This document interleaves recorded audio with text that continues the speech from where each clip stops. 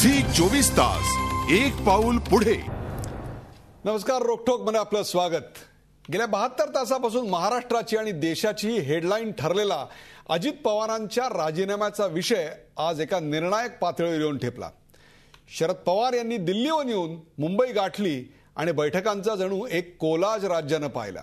बैठकांमागून बैठका पार पडल्यानंतर अखेर संध्याकाळी स्वतः शरद पवारांनी अजितदारांच्या राजीनाम्यावर एक प्रकारे शिक्कामोर्तब करत या विषयाला पूर्णविराम देण्याचा प्रयत्न केला। मात्र अजितदारांच्या राजीनाम्यावर शिक्कामोर्तब होणं हा या महाभारताचा खरंच पूर्णविराम आहे का, की आहे एक अर्धविराम, की अजित पवारांनी पुढारलेल्या युद्धातला युद्धविराम?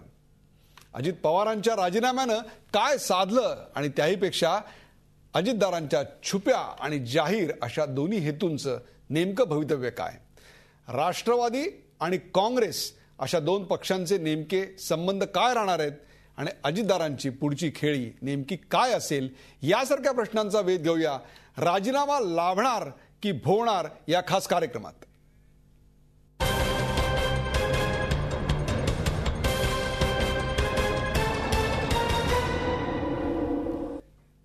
या विषयावर चर्चा करण्यासाठी माझ्या सोबत आहेत नवाब मलिक।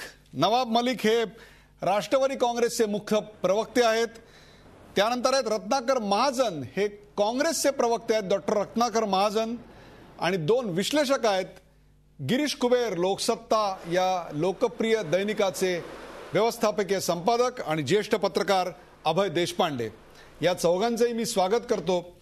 आपण या विषयावर नेमकं आज काय काय घडलं याची एक जंत्री पाहूया। अजित पवारांच्या राजीनाम्यानंतरचा तिसरा दिवस ठरला वेगवान घडामोडींचा आणि बैठकांचा। वेळ सकाळी 9:45 शरद पवार दिल्लीहून मुंबईला रवाना झाले। वेळ सकाळी 10:30 वाजता राष्ट्रवादीच्या खासदार सुप्रिया सुळेंनी देवगिरी या निवासस्थानी अजित पवारांची भेट घेतली।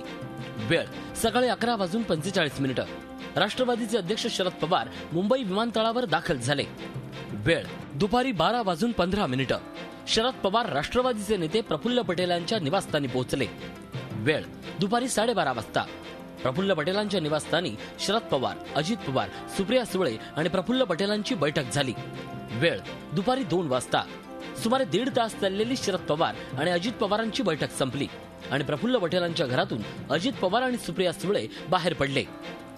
वेळ दुपारी 2:15 मुख्यमंत्री सह्याद्रीवर दाखल झाले। वेळ दुपारी 2:20 शरद पवार आणि प्रफुल्ल पटेल पटेलांच्या घरातून बाहेर पडले। वेळ दुपारी 2:45 शरद पवार आणि प्रफुल्ल पटेल यशवंतराव चव्हाण सभागृहात दाखल झाले।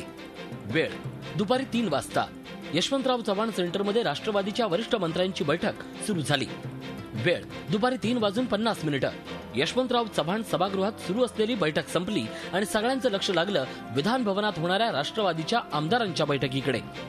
वेळ दुपारी 4 वाजता विधान भवनात राष्ट्रवादीच्या आमदारांची बैठक सुरू झाली। वेळ संध्याकाळी 5:30 वाजता विधान भवनातील बैठक संपली। बैठकीनंतर अजित पवारांच्या राजीनामा देण्याच्या निर्णयाचं समर्थन करत सिंचनाची श्वेतपत्रिका काढून सोक्षमोक्ष करणार असल्याचं पक्षाध्यक्ष शरद पवार यांनी सांगितलं। मुख्यमंत्री जी ने इरिगेशन के बारे में व्हाइट पेपर निकलने के बारे में जो सुझाव दिया, इसका पूरा समर्थन करना चाहिए और वो समर्थन करने की बात हमने स्वीकृत की।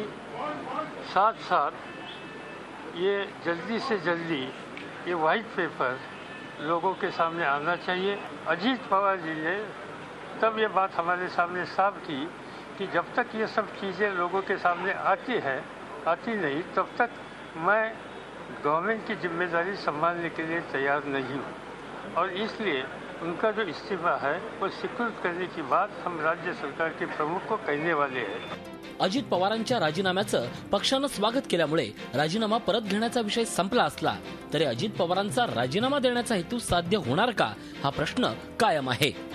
झी 24 ताससाठी अमित जोशी आणि हेमंत बिर्जेसह दीपक भातुसे, मुंबई। महाराष्ट्राच्या 7व्या उपमुख्यमंत्री असलेल्या अजितदादा पवार यांच्या राजीनाम्याची ही सगळी गोष्ट आम्ही आता आपल्याला सांगितली। मी जातोय थेट नवाब मलिक यांच्याकडे। नवाब मलिक हे राष्ट्रवादी काँग्रेसचे प्रवक्ते आहेत। नवाब मलिक जी, मला सांगा नेमका कोणता संदेश आज राष्ट्रवादीनी या राजीनाम्याला मंजुरी देऊन महाराष्ट्राच्या जनतेला दिलेला आहे. ही दिवसापासून म्हणजे 2-3 वर्षापासून सातत्याने अजितदादावर विविध मार्गातून कुठेतरी त्यांच्यावर हल्ले होत होते आणि भ्रष्टाचार गेले आठवडाभरातून जे 2 वर्षापूर्वी छापून आलेली बातमी दाखवण्यात आलेली बातमी होती त्याची मालिका पुन्हा सुरू झाली आणि श्वेतपत्रिका जाहीर करण्याचा निर्णय झाला होता. तरीही या प्रकारे कुठेतरी विरोधक असतील इतर लोक असतील त्यांच्यावर आरोप करत होते आणि कुठेतरी या श्वेतपत्रिकेच्या माध्यमातून जनतेच्या समोर सगळे विषय येणार आहे. आम्ही वारंवार बोलत होतो. काही लोक कोर्टात गेले होते, PIL फाईल केला होता. आमचा म्हणणं होता की कोर्टात जे निकाल येईल ते निकाल येतील, तुम्ही वाट पहा. पण लोक थांबत न होते. कुठेतरी पक्षाची प्रतिमा मलिन करणे, नेत्यांची प्रतिमा मलिन करण्याच्या कुठेतरी मालिकाच लागली होती. त्याच्यातून अजितदादांना असं वाटलं की जर मी सत्तेत राहिलो आणि श्वेतपत्रिका आली तर लोक सांगतील कुठेतरी मॅनेज करून हे सगळं आणलेलं आहे. त्यांनी हा आव्हान स्वीकारला आणि राजीनामा देऊन की हे सगळे श्वेतपत्रिका मी सत्तेत नसताना हे जनतेसमोर आले पाहिजे आणि त्यांनी राजीनामा दिला होता. त्याच दिवशी पवारसाहेबांनी सांगितलं होतं की राजीनामा हा मंजूर होणार आहे. पवारसाहेबांशी चर्चा करून राजीनामा देण्यात आला होता. तरी 72 तास वेगळे वेगळे अर्थ लोक काढत होते. आज त्यावर सगळं म्हणजे पडदा पडलेला आहे. राजीनामा मंजूर झालेला आहे आणि अजितदादाच्या राजकारण हे सत्तेसाठी नाही असं पण हे सिद्ध झालेलं आहे. झी 24 तास एक पाऊल पुढे.